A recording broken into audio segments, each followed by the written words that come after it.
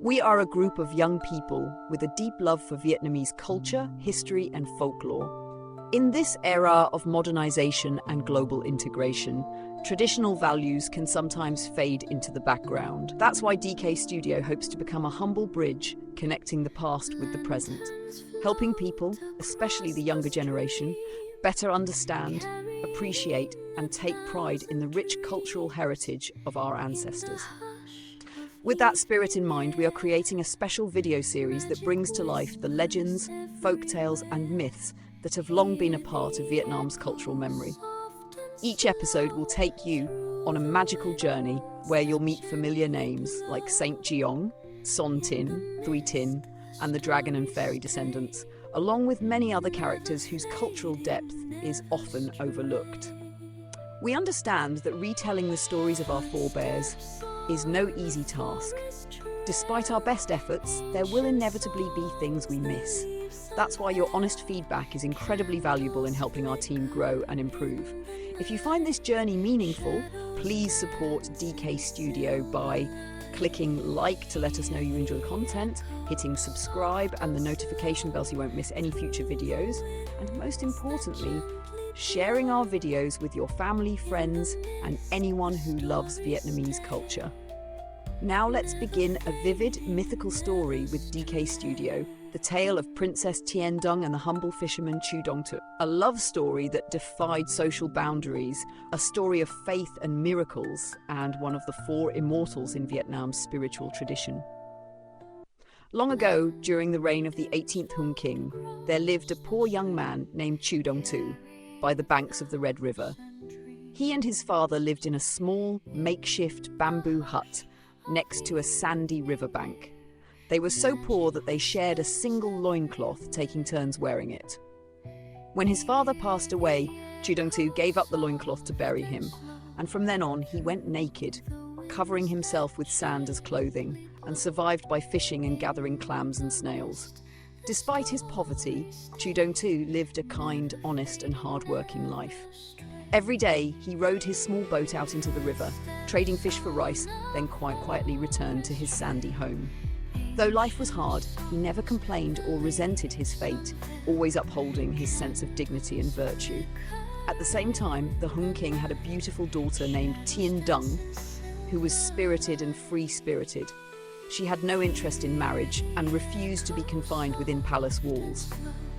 She often took her maidens on journeys to explore rivers and mountains, sometimes camping in the forest, other times by the sea, stopping wherever she felt inspired. One day, Princess Tien Dung and her entourage were sailing down the Red River.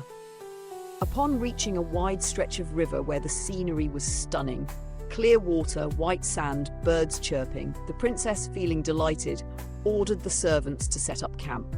They hung curtains, strung hammocks, laid out mats, and prepared a spot for her to bathe in the stream. At that moment, Chu Dong Tu was fishing nearby.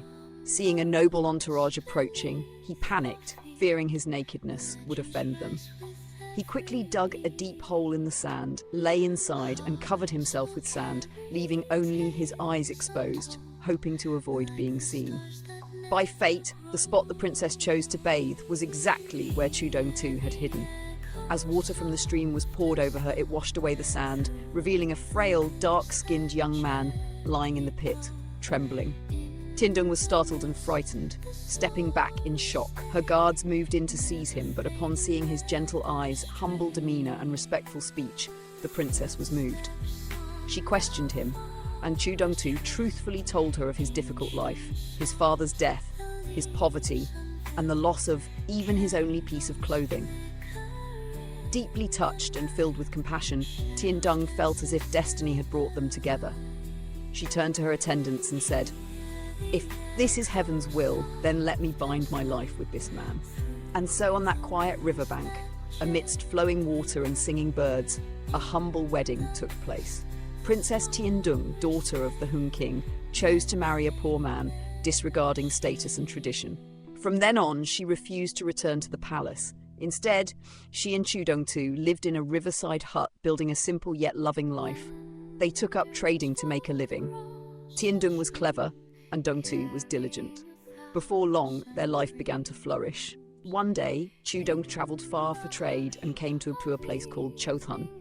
There, he met a wise and enlightened hermit named Phut Quang. After hearing Chu Dong Tu's life story, the hermit was moved and decided to teach him mystical skills. He gave Dong Tu a magic staff and a magic hat that could conjure palaces, treasures, and wonders. Through these teachings, Chu Dong Tu's mind expanded and his compassion grew deeper. Upon returning home, he used the staff and hat to build a magnificent palace by the riverbank, with crimson towers, blooming gardens, lotus ponds, music, and crowds of people, a place resembling paradise. Tien Dung was astonished but overjoyed at this magical transformation. News of this marvel spread far and wide, eventually reaching the ears of the Hung King. Perplexed, the king sent envoys to investigate. When he learned that it was his own daughter, Princess Tien Dung, and her husband Chu Dong Tu, once a poor commoner, living in such grandeur, the king became furious. He believed she had dishonored him and defied royal protocol, so he sent soldiers to bring them back for punishment. Knowing they couldn't resist the royal army, Chu Dong Tu and Tien Dung prayed to the heavens for help. Chu Dong Tu used his magic, raising his staff and throwing his hat, summoning a divine force. The earth shook, a violent whirlwind arose, and the river waters surged, engulfing the palace, the people, and all their possessions, vanishing without a trace. The Hung King, terrified, sent soldiers to search far and wide, but they found no sign of the couple. At the place where the palace once stood, only a long stretch of white sand remained, which people later named Tu Nguyen Beach. The place where Tien Dung and Chu Dong Tu ascended to the heavens became known as Dum Nyut Da, meaning the Lake of One Night's Meeting. From then on, locals built shrines to honour them, calling them Chu Dao Tu, ancestor Chu of the trade, and Saint Mother Tien Dung. They are revered as the patron ancestors of commerce and symbols of love that transcends social boundaries. Every year, on the 13th day of the third lunar month, the villagers hold processions and offer incense in remembrance of the couple whose love was shaped by fate and virtue. The story of Tien Dung and Chu Dong Tu is not only a beautiful love legend that transcends social boundaries, it is also a profound reminder of compassion, sincerity, and faith in the good things in life. Their love became a miracle, leaving a lasting impression on the hearts of generations of Vietnamese people and becoming an inseparable part of our nation's rich folklore. We continue to share this story not merely to recall a fairy tale romance, but to cherish the enduring values of humanity, the longing for freedom, justice, and noble ideals. Thank you for listening and for joining DeKei Studio on this journey back to the cultural roots of Vietnam. If you enjoy stories from Vietnamese legends and folklore, stay tuned with DeKei Studio as we explore many more fascinating tales together. See you in our next video.